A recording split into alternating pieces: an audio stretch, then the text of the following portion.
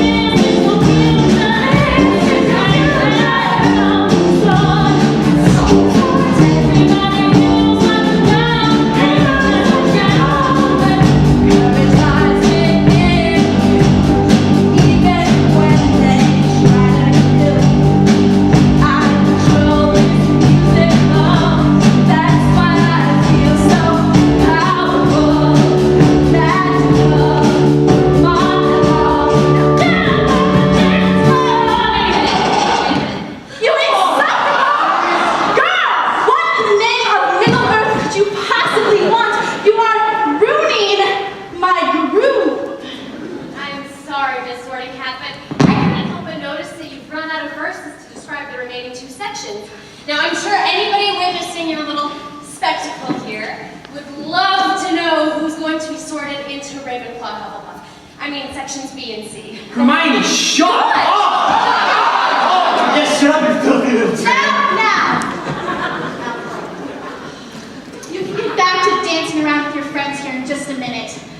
Now, Miss Gunner, seeing as the whole point of this song is to sort the good from the bad, the courageous from the slimy, I don't really see any reason to address the rest of these characters. You said that everyone was here to be sorted. Yes, all right, okay. Who here can tell me what non-mutual collateral estoppel is? Perfect! Section B, all of you. Brilliant! Destined to be research assistants and judicial law clerks. And so incredibly busy throughout law school that we'll barely see you at all. All right,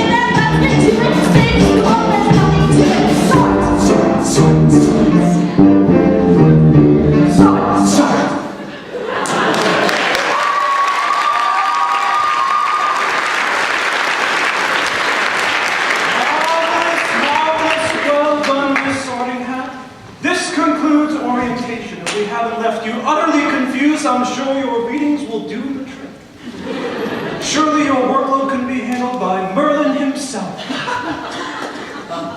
Excuse me, Headmaster? Miss Sorting had said something about me saving the... Yes, I believe she did. Good luck with that, Harry. But Professor... Good night, Harry. Now, my dear woman, it seems you really are clairvoyant. Hey, cheer up, man. It's not that bad. I guess you're right. I mean, this is just so new to me. 2 days ago, I was living in a cupboard underneath Galea's staircase. That's pretty weird. Oh, hi. I'm Harry. Hermione Gunner, pleased to meet you. Ron Weasley Bader Ginsburg. And this is my sister Jenny. Harry Torter. Oh my god, it's such a pleasure to meet you. I've been dreaming of this day. I even have a picture of you on my wall. You'll have to excuse her. She isn't used to someone like you. Someone like me. Well, Harry Torter. You're Harry Torter. You're the plaintiff who lived. We grew up hearing your story. Well, how can I be famous? I haven't even done anything. You're the plaintiff who lived. Yeah, when you know who killed your parents, it was the first time that the Supreme Court had ever heard a case that involved magic. Well, it's no fun being famous. Yeah, I'm sorry about that, Harry. And also about your dead parents. This Voldetort guy is the lawyer who killed my parents.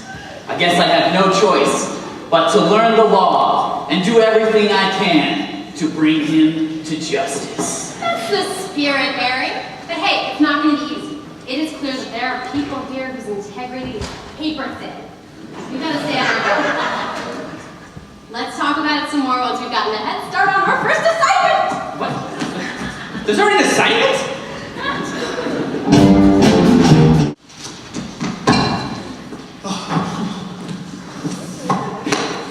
Hi. I'm Neville Shortfront. Hermione Gunner. Say, this is our first day of school. What are you working on?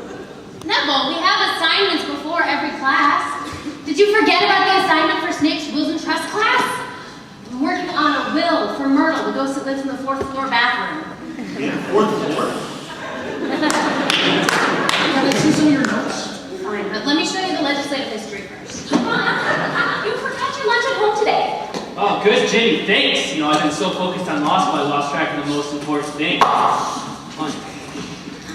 Welcome, students!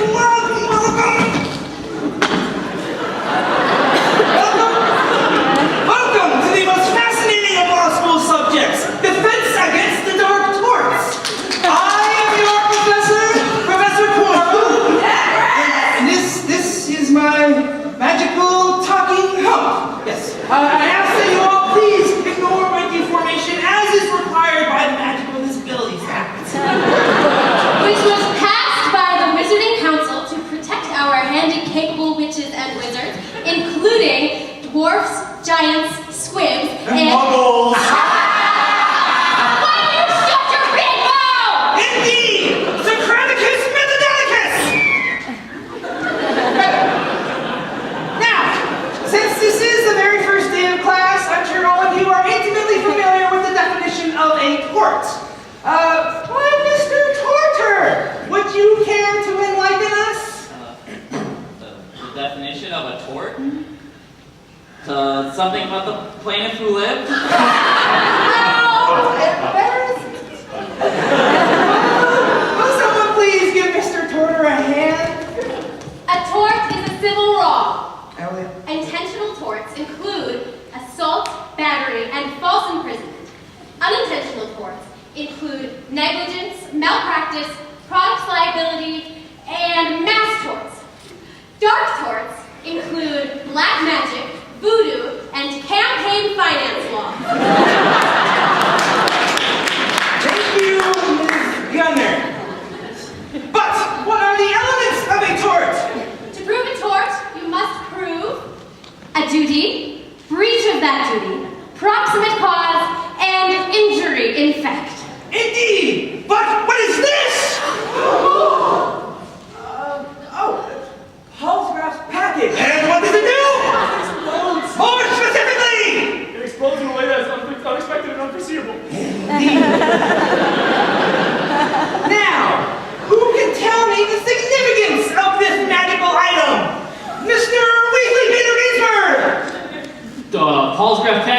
first magical item ever to be seen by the Supreme Court.